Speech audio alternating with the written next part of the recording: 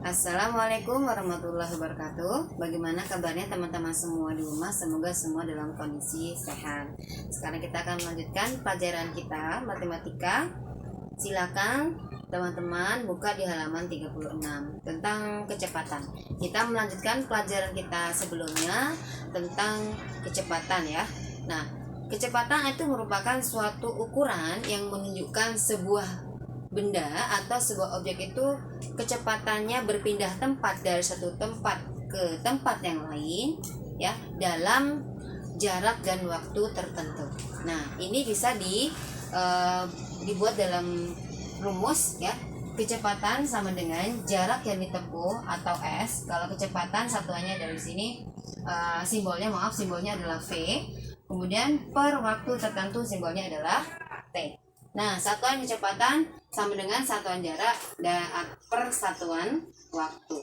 Nah, kembali lagi kita mengingat pelajaran kita sebelumnya, ini mesti harus kita ingat ya, supaya kita tahu ketika ingin merubah satuannya. Misal kalau dalam kilometer dirubah menjadi meter, maka berapakah ketika turun ke bawah dikali berapa? Dikali 10. Ketika naik, maka akan dibagi 10. Nah, ketika kilometer mau dirubah menjadi meter, maka harus dikali berapa? Kita lihat lompatnya berapa. 1, 2, 3. Nah, lompatnya 3. 3 kali berarti nolnya ada 3. Berarti dikali 1000. Seperti itu. Nah, teman-teman perhatikan di sini. 1 km per jam ya sama dengan 1 km per jam ketika dirubah dalam bentuk meter per detik, maka kilometer itu karena tadi adalah 1000 ya, dikali 1000 maka 1000 meter per jam ketika dirubah dalam bentuk detik maka menjadi 3600 detik. Seperti itu. Ketika misal kalau 1 jam itu kan berapa menit teman-teman? Ya, 1 jam itu adalah 60 menit. Seperti itu. 1 menit berapa detik? Adalah 60 detik. Nah, 1 jam berapa detik? Maka 1 jam itu sama dengan 3600 detik. Nah, sekarang kita lanjutkan contoh ya teman-teman. Contoh pertama, 1 meter per detik dirubah menjadi sentimeter per detik. Bagaimana caranya? Meter ke sentimeter. Bagaimana meter ke sentimeter? Kita lihat. Di sini meter menuju sentimeter adalah lompatnya 2 kali. Berarti dikali 100. Berarti 100 cm. 1 dikali 100 berarti 100 ya. Kemudian detik tetap per detik. Kemudian sudah langsung saja 100 cm per detik. Kalau misalkan yang diketahui adalah 1 meter per detik ingin dirubah menjadi bentuk kilometer per jam, maka nah kita lihat seperti ini. Meter ke kilometer ya itu kan dibagi ya. Meter ke kilometer naiknya 3 juga, berarti 1 dibagi 1000 ya, betul.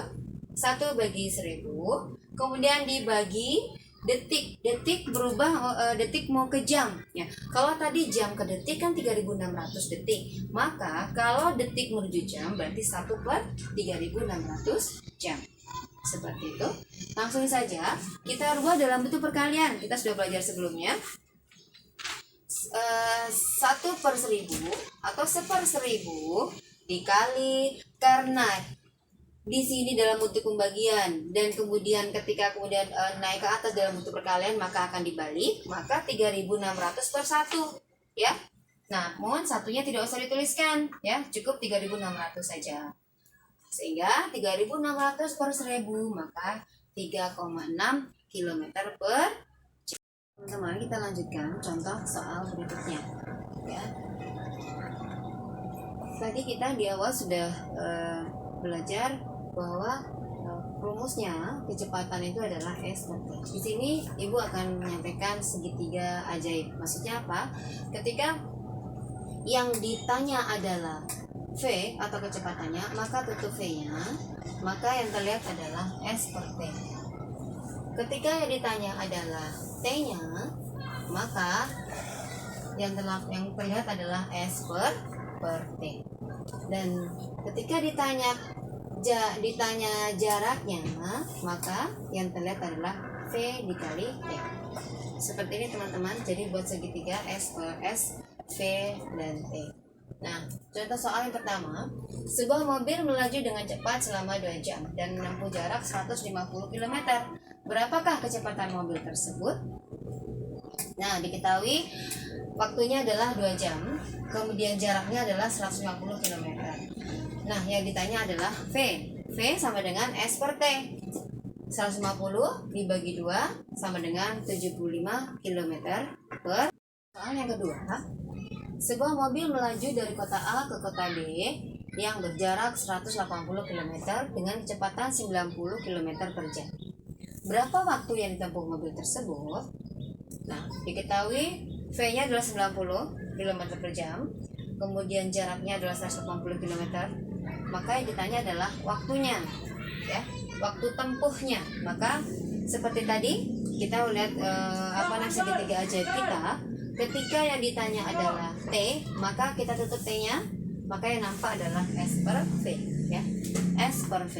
Maka S-nya 180 km, V-nya 90 km per jam, maka hasilnya adalah mobil menempuh selama 2 jam.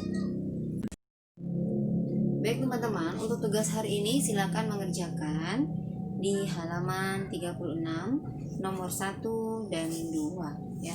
Jika teman-teman mengalami kendala silakan menghubungi wali kelas. Demikian yang bisa disampaikan, semoga dimudahkan untuk memahaminya.